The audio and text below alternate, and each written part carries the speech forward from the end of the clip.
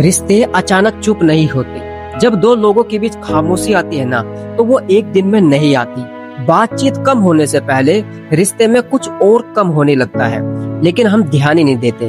पहले आप एक दूसरे को हर छोटी बात बताना चाहते थे, सुबह उठने से लेकर रात सोने तक, हर दिन का हाल, हर सोच, हर परेशानी। फिर धीरे धीरे बात होने लगी, लेकिन सिर्फ जरूरी। फिर सवाल कम हुए, फिर इंतजार कम हुआ, और एक दिन आप अचानक बैठकर सोचते हैं, हम बात तो कर रहे हैं, लेकिन अब वो बात रही नहीं। तो आखिर बातचीत कम होने से पहले एक रिश्ते के अंदर असल में बदलता क्या है? सबसे पहले जो चीज बदलती है, वो बदलती है एक दूसरे के अंदर इंटरेस्ट, एक दिलचस्पी। सब कुछ यहाँ से बदलना शुरू होता है, जहाँ से दिलचस्पी खत्म होने लगती है। जब रिश्ता नया होता है या जब दो लोग सच में जुड़े होते हैं, तो सामने वाले की बहुत छोटी छोटी बातें भी आपके लिए मायने रखती हैं। आज तुम्हारा दिन कैसा रहा? तुमने खाना खाया फिर नहीं? आज तुम इतने चुप क्यों लग रहे हो? लेकिन फिर धीरे धीरे ये सवाल गायब होने लगते हैं। लेकिन सामने वाला आपकी जिंदगी को गहराई से जानने के लिए नहीं, सिर्फ आपकी बात का जवाब देने के लिए मौजूद होता है। आप कुछ बताते हैं, वो सुनने के नाटक करता है।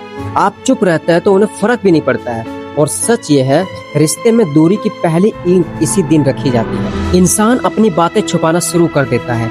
दिलचस्पी खत्म होने के बाद जो दूसरा बदलाव आता है, वो बहुत शांत होता है। इतना शांत कि आपको पता भी नहीं चलता। इंसान अपनी बातें बताना कम कर देता है। एक वक्त था जब जिंदगी में हर कोई छोटी सी परेशानी होती थी तो मन करता था कि सबसे पहले उसी इंसान को फोन करके बताएं। लेकिन अब जब दिल में कोई बात आती है, कोई दर्द होता है, तो मन के अंदर एक छोटी सी आवाज आती है, बताकर भी क्या फायदा, उसे कोई फर्क ही नहीं पड़ता। और बस यही एक छोटी सोच आपके और उनके बीच एक बहुत बड़ी दीवार खड़ी कर देती है।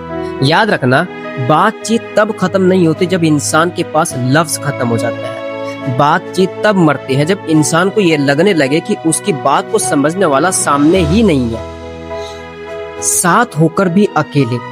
इसके बाद आती है इमोशनल डिस्टेंस। आप शायद एक ही कमरे में बैठे हो, आप शायद एक ही छत के नीचे रहते हो, आप रोज रात को 10 मैसेज भी करते हो, फिर भी आप एक दूसरे से मीलों दूर महसूस करेंगे। क्योंकि किसी रिश्ते की नजदीकी व्हाट्सएप के मैसेजेस की गिनती से नहीं नापी जाती। रिश्ते की नजदीकी इस बात से तय होती है कि आपकी बात में एहसास कितना बचा है। कभी कभी दो लोग बैठकर घंटे भर बात करते हैं, लेकिन बात खत्म होने के बाद भी अंदर खालीपन ही रहता है। और कभी कभी सिर्फ 10 मिनट की बातचीत में भी ऐसा लगता है, हाँ, ये इंसान आज भी मुझे समझता है। इसलिए सिर्फ ये मत देखिए कि आपकी उनसे रोज कितनी बात होती है, बल्कि ये देखिए कि आपकी बातचीत के अंदर कनेक्शन कितना बचा है, या फिर वो सिर्फ एक आदत बनकर रह गई है। और आखिर में आता है सबसे खतरनाक पड़ाव, जहाँ एफर्ट कम होना शुरू हो जाता है। जब रिश्ता अंदर से कमजोर होने लगता है, तो उस रिश्ते को जिंदा रखने की कोशिशें भी दम तोड़ने लगती है। शुरुआत में अगर 2 से 3 घंटे बात ना हो या कोई खामोशी आ जाए, तो वो खामोशी बहुत अजीब लगने लगती है। इंसान उसे तोड़ने की कोशिश करता था, अब वो खामोशी नॉर्मल लगने लगती है। पहले अगर कोई झगड़ा होता था तो बात ठीक करने की एक बेचैनी होती थी, नींद नहीं आती थी जब तक बात सुलझ ना जाए। अब मन करता है कि छोड़ यार, बात ही नहीं करनी है तो मत करो, मेरा क्या जाता है। और ये किसी भी रिश्ते का सबसे खौफनाक मोड़ होता है, जब इंसान के मन में उस रिश्ते को बचाने की इच्छा उस रिश्ते को खो देने के डर से कम हो जाए। इसीलिए अगर आपको भी लगता है कि आपके किसी खास रिश्ते में बातचीत कम हो रही है, तो सिर्फ सामने वाले पर चिल्लाइए मत।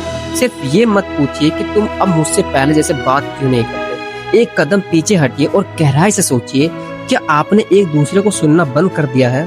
क्या आपने अपनी फीलिंग छुपाना शुरू कर दी है? क्या परवाह सिर्फ दिखावे का नाम रह गई है? क्योंकि बातचीत का कम होना कभी प्रॉब्लम नहीं होती, वो तो बस एक निशानी होती है कि उससे पहले रिश्ते में कुछ और टूट चुका है।